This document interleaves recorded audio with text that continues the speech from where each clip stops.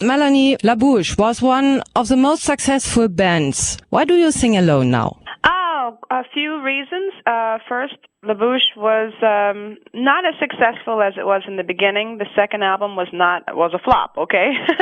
Honestly, and I believe that was a product of less support from the record company, less interest from the audience, also poor timing and releases and that type of thing. The organization was kind of falling apart with the support of La Bouche, with the management and with just the whole feeling for the group. And so I felt like, okay, now it's time for me to move on to do something different if I plan to continue in the recording industry and try to, be successful. I definitely needed a platform where my record company and my managers believed in me as an artist. And I kind of felt like we lost that with La Bouche near the end of the career. Also, and with all of this, I felt like I wasn't growing anymore as an artist as well, and that it's very important to me to continue to grow as a musician, as a vocalist, as a professional performer.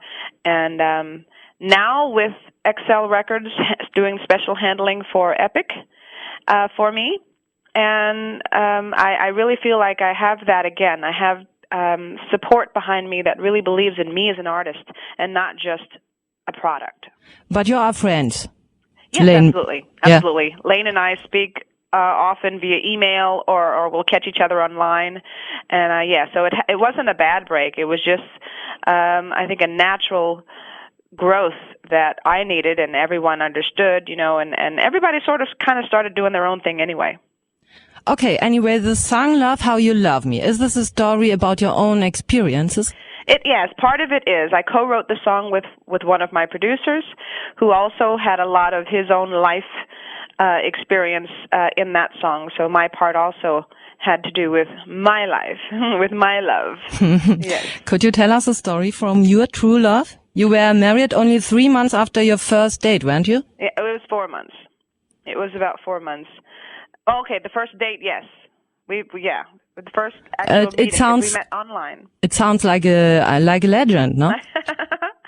Yeah, Christian and I just sort of got to know each other quickly, and both of us knowing what we wanted, having lived different experiences and learned a lot from life, and knowing, that we were ready to settle down, and that we wanted a lot of the same things, and of course, very attracted to one another, and both very honest about our lives, about what we want, about our feelings and everything. So it went quickly, and yeah, it is a dream. Okay, are you a happy woman? I am a very happy woman, thank you.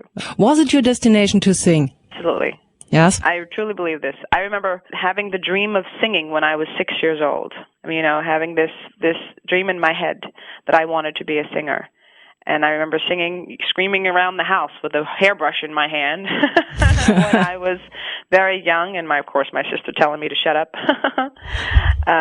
But with every fiber, everything that I did throughout my school, when I was a very small child, I was always involved in every musical that came along. Anything that had to do with music, I was involved because I wanted to. I just migrated wherever there was something that had to do with music.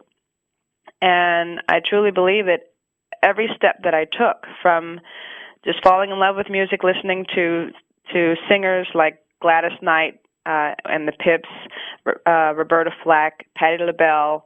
When my mom would be cleaning the house on Saturday, she'd always have music playing in the house, and always great performers. So I enjoyed that and listened to them, and I learned their lyrics, and I would sing with them. When I got into high school, of course, Whitney Houston came along, and she was just the most wonderful singer in the world to me, So I was just so moved always by music, and not realizing it, I was actually preparing myself with each little step to be who I am right now and where I am right now. What would you do without the music? That's a good question.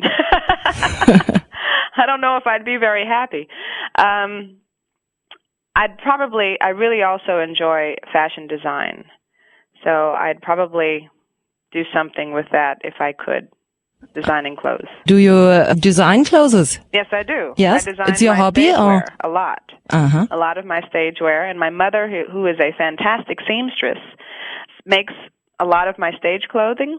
And, yeah, she also taught me to sew when I was 11 years old, so I can also sew. So, whenever I have something in my head, either I'll draw it up on a piece of paper, and my mom would make it for me if I'm there at home in Atlanta where she can try things on me.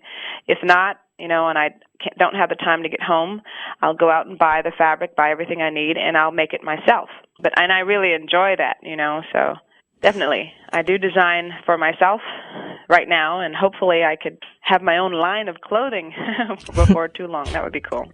When you were traveling to Germany, you had only $15 in your pocket. Is it true? Yes, that's true. What did your sister say when you arrived? Oh, she was very happy. She was the one who had been asking me to come over for 2 years before I finally said, okay, I'll come to Germany and, see what can happen with my singing career there. And if anything, if nothing else, I could see a little bit more of the world.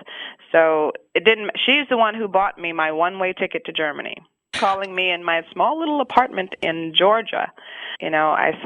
I told her then, I said, oh, well, I can come over, but I have no money. You have to buy me a ticket, and she was like, okay. And within a week, I had a ticket. And so when I sold my car, I sold whatever furniture that I had. What I didn't sell, I stored in my mother's house. And by the time I paid all my bills and everything, I had $15. It's not so much.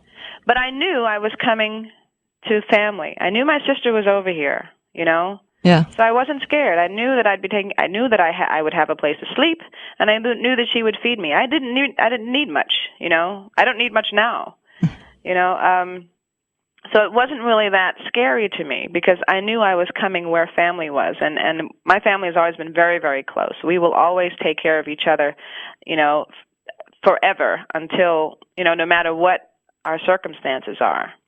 So that wasn't really that scary to me. What was I guess the scariest thing was not knowing if I could really get work, not wanting to have to depend or be a burden to my sister for too long. You know what I mean? But thank God I was able to start working very quickly and contribute to her household so that everything worked out beautifully. Do you speak German? I think you do. Ein bisschen, ja. Yeah. Could you give us an example? Was soll ich sagen auf Deutsch? War gut. Was soll ich auf Deutsch sagen? Manchmal meine Deutsch ist nicht nicht perfekt. Aber wenn ich sprechen muss, dann vielleicht das war auch nicht korrekt, richtig, aber wenn ich brauche, Deutsch zu sprechen, dann kann ich. It was good. Dankeschön. Okay. Do you ever feel like it's boring, or do you ever want to do some other things than singing? No. Never. Never. Never. Really, this is my dream. I am living my dream, and I am so grateful. And I really, really hope that my life can encourage other people, no matter what their dream is, to at least go for it, go after it. Because nothing will make you happier than doing what you really love doing. Could you sing a little bit a cappella? Which song do you want to hear? Love How You Love Me? Okay. Okay, it's early in the morning, but I will give it a try. I love how you love me forever and a day. You can trust me. Just believe I love how you love me when you love me. Whoa, super. It's probably a little bit lower than the original key because it's too early in the morning for me.